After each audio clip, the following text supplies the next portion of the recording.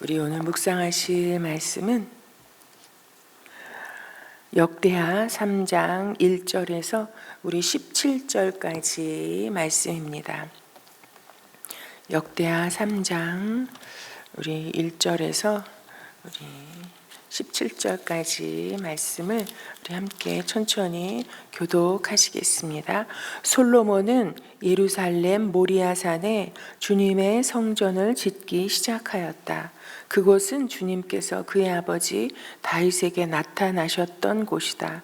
본래는 여부스 사람 오르난의 타작마당으로 쓰던 곳인데 다윗이 그곳을 성전터로 잡아놓았다.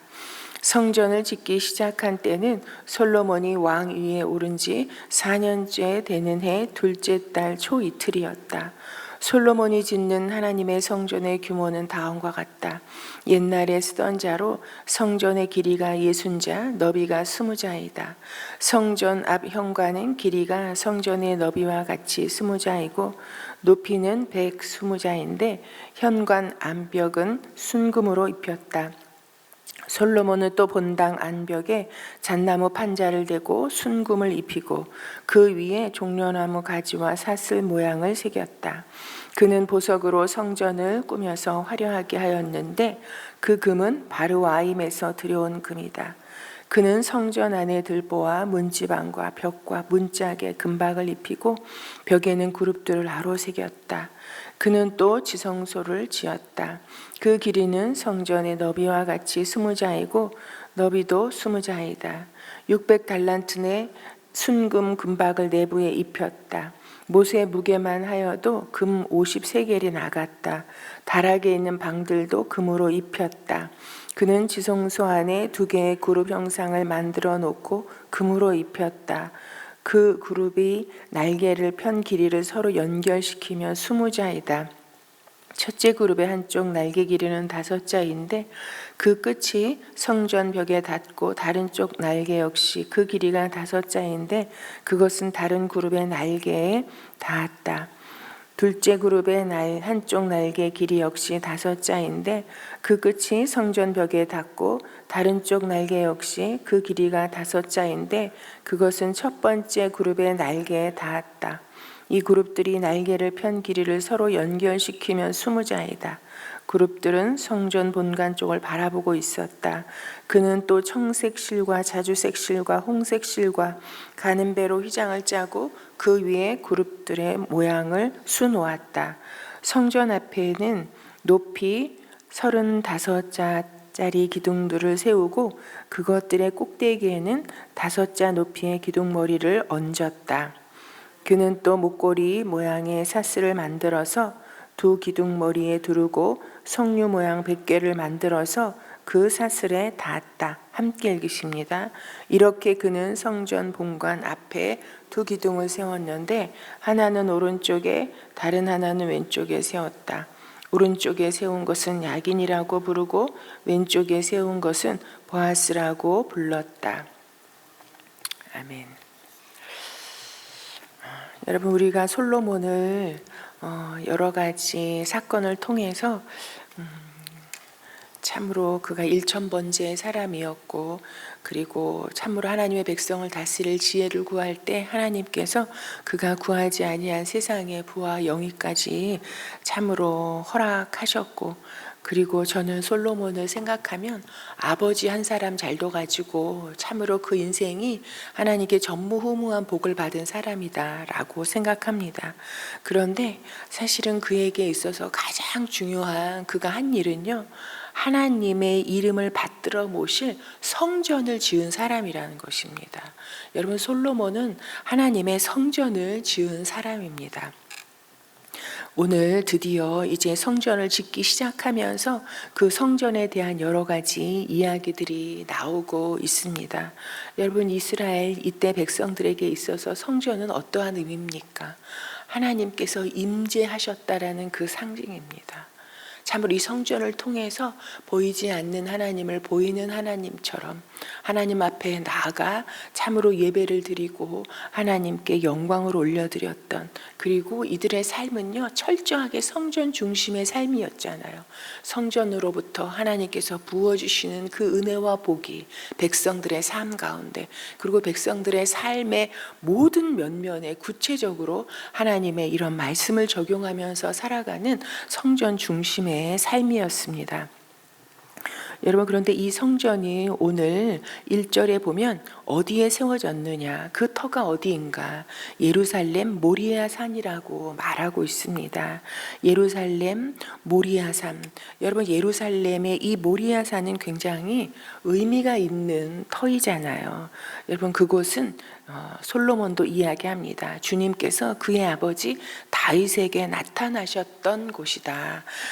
그러나 여러분, 우리가 예루살렘 모리아산 하면 다윗에게 나타나셨던 그 자리이기 전에 여러분, 이 자리가 어떠한 자리였습니까? 여러분, 우리 모리아산 하면 떠오르는 사람이 있잖아요. 아브라함과 여러분 이삭. 하나님께서 아브라함에게 참으로 믿음의 조상이 되리라, 그리고 참으로 그 후손에 대한 그런 약속을 주님께서 하셨죠. 여러분, 그 후손을 어떻게 약속하셨습니까? 참으로 아브라함을 데리고 나아가서 저 밤하늘을 봐라. 밤하늘에 셀 수 없는 별들이 가득한 것처럼 너의 후손을 저렇게 해주겠다라고 주님께서 약속하셨지만, 여러분, 그 생에 있어서 그 약속해 주신 자녀는 몇 명입니까? 단 하나예요. 여러분, 단 하나인 이 독자 이삭을 주님께서 어느 날 참으로 제물로 바치라는 이런 말씀을 하시지 않습니까? 그것이 창세기 22장에 나와 있는 말씀입니다. 여러분, 그런데 참으로 이 아브라함이 군소리 한마디 없이 여러분 이삭을 데리고 그 다음날 새벽 이르게 참으로 주님께서 명하신 곳으로 나아가는 이런 모습을 보여주고 있습니다. 여러분, 한 번쯤 하나님께, 하나님 이게 무슨 뜻입니까? 무슨 말씀입니까? 하나님, 이삭은 약속의 아들인데, 하나님께서 약속으로 주신 아들인데 제가 잘못 들은 거 아닙니까? 여러분, 참으로 질문 하나, 참으로 변명 하나 하지 않고 하나님 말씀에 순종하여서 그대로 모리아산으로 곧장 가서 이 아들을 하나님 앞에 바치려고 하는 그런 장면을 저희가 기억할 수 있습니다. 여러분, 그런데 11절에 보면 여호와의 사자가 아브라함이 이 이삭의 목을 치려고 하는 그 순간에 여호와의 사자가 하늘로부터 여호와의 사자가 내려와서 그 아이에게 손을 대지 말라 하시면서 하나님께서 네 손을 거두라 하시고 아브라함에게 말씀하시죠. 이제야 네가 나를 사랑하는 줄 경외하는 줄 알겠노라. 하나님의 그 인정의 도장을 찍어주시는 그런 역사적인 장면이 여러분 예루살렘 모리아 산에서 있었던 이런 사건입니다. 여러분, 아브라함은 하나님께 끝까지 순종하는 모습을 보여드렸는데, 여러분, 하나님께서 여호와의 사자를 보내셔서 이삭을 보호하시고 하나님의 그 뜻을 돌이키시고 오히려 아브라함의 믿음을 인정해 주시는 여러분 장소였습니다. 여러분, 그리고 이 모리아 산이 어떤 장소냐, 주님께서 그의 아버지 다윗에게 나타나셨던 장소라고 하면서 본래는 여부스 사람 오르난의 타작 마당으로 쓰던 곳이라고 말하고 있습니다. 그리고 다윗이 그곳을 성전터로 잡아놓았다고 합니다. 여러분, 이 자리가 어떤 자리입니까? 역대상 21장에 보면요, 참으로 다윗이 인생 노년에 이제 하나님 앞에 참으로 부름받을 날이 멀지 않은 때에 여러분 자신의 이런 이 왕권을 정리하면서 여러분 인구조사를 하죠. 그런데 이 인구조사가 하나님의 엄청난 이런 이 진노 아래 재앙을 받게 되어지는 일이 되어지잖아요. 여러분, 그래서 참으로 하나님의 이런 엄청난 재앙으로 진노 앞에 이 하나님의 참으로 진노를 받아서 여러분 세 가지 중에 하나 고르라고 참으로 선지자를 보내서 주님께서 말씀하시잖아요. 그때 다윗이 뭐라고 답합니까? 내가 더 이상 사람의 손에 빠지지 않고 하나님의 손에 빠지기를 원한다고. 그래서 하나님께서 전염병을 보내셔서 여러분 지도자 한 사람의 잘못으로 여러분 이 판단으로 여러분 백성들이 하루 사이에 7만 명이 죽게 되어지는 엄청난 일을 겪게 되어집니다. 그런데 그때 참으로 하나님의 천사가 예루살렘을 멸하려고 할 때 여러분 7만 명이 죽은 게 문제가 아니라 예루살렘 전체를 멸하려고 하나님의 천사가 참으로 임하는 역사가 있습니다. 그런데 그것을 하나님께서 보시고 이런 재앙 내리심을 뉘우치시고 참으로 하나님의 뜻을 돌이키셨다라는 거잖아요.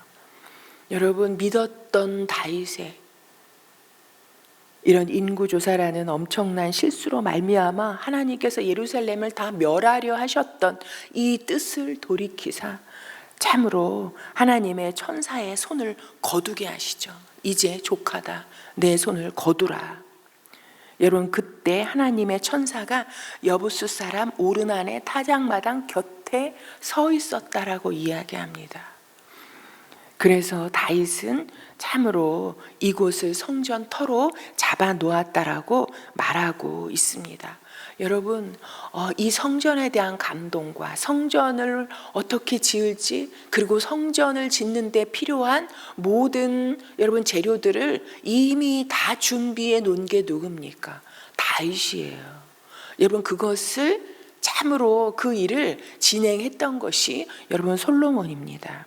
여러분이 이 성전터가 있는 곳, 성전터가 여러분 우리도 이 교회당 하나를 지으려면 얼마나 여러 가지를 생각하고 고민하고 기도하고 그리고 그 성전터를 참 예배당 터를 참으로 정합니까?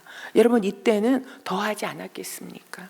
여러분 다윗이 정했던 이 모리아 산이라는 곳은 여러분 우리가 이런 창세기 22장과 아브라함에게 나타나셨던 일과 그리고 다윗의 인구조사를 통해서 재앙을 받았던 이 이야기를 통해서 정해진 이 성전터는 어떤 의미가 있는 곳입니까? 여러분 이 성전터에 누가 나타났습니까? 하나님의 사자가, 하나님의 천사가, 하나님께서 보내신 이런 사자들이 임한 곳, 그리고 이 사자와 천사가 여러분 임하여서 하나님의 뜻을 이루며 무엇입니까? 하나님의 백성을 만나주시는 곳. 여러분 하나님의 천사, 하나님의 사자를 보내셨다라는 것은 하나님께서 임재하셨다라는, 그리고 그곳에서 참으로 재앙 때문이지만 그러나 아브라함을 만나주시고 여러분 이삭이 그것을 보지 않았겠습니까?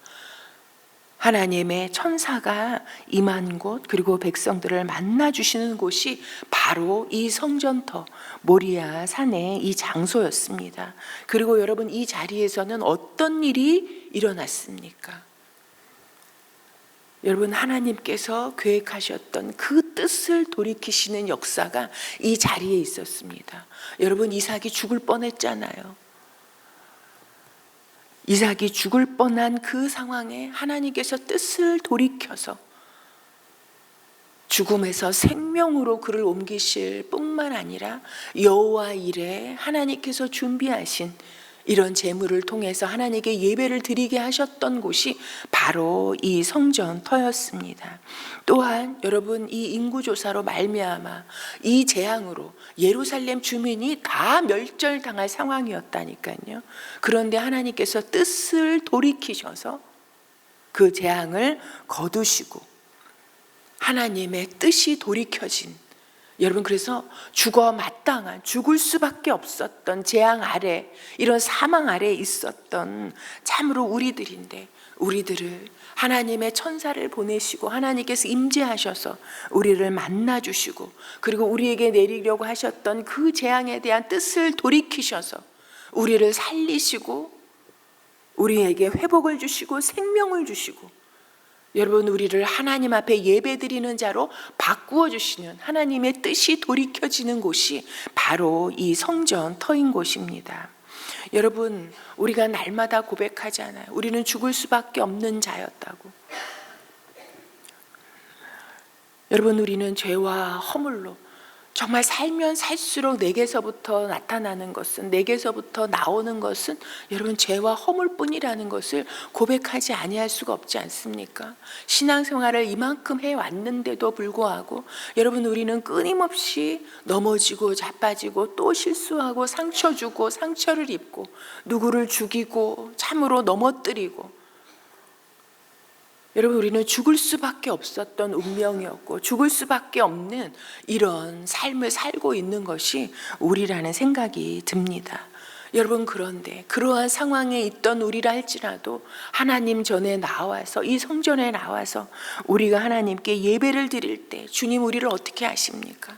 다시 세워주시고 다시 살려주시고 우리를 만나주시고 우리의 마음을 만져주시고, 그리고 우리를 죽을 상황으로 달려가는 우리, 그리고 죽을 수밖에 없는, 그래서 하나님의 마음을 속상하게 하고 진노를 불러일으킬 수밖에 없는 우리들인데도 불구하고 우리에게 재앙을 내리려고 하시는 그 뜻을 돌이켜서 다시 너는 나의 것이라, 우리에게 은혜와 복을 주셔서 다시 믿음의 삶으로 나가게 해주시는 분이 하나님이시고, 그 하나님이 임재하신 곳이 성전이고 그 하나님 앞에 예배드리는 곳이 여러분 성전이 아닙니까? 여러분, 이 솔로몬이 지었던 이 성전은요, 참으로 무너졌다가 또 다시 세워졌다가, 여러분 이런 역사를 반복합니다. 그러나 이 성전터에 성전이 세워지는 것은 여러분 없어지지 않았습니다. 언제까지요? 예수님이 오시기까지. 여러분, 예수님이 오시기 전까지는 참으로 이 성전이, 보이는 성전이 너무 필요했죠.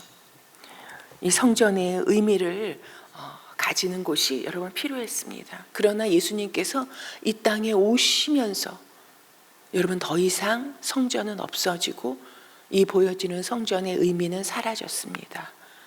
여러분, 그것은 예수님이 성전이시라고 자신을 선포하셨잖아요. 여러분, 그리고 예수님을 믿고 구원 얻은 자는 성령이 우리 가운데 임하심으로 말미암아 여러분 우리 자신이, 여러분 우리 마음이 성전이 되었다라고 말씀해 주고 계십니다. 여러분, 성령이 내 안에 거하심으로 여러분 내가 성전이 되었습니다.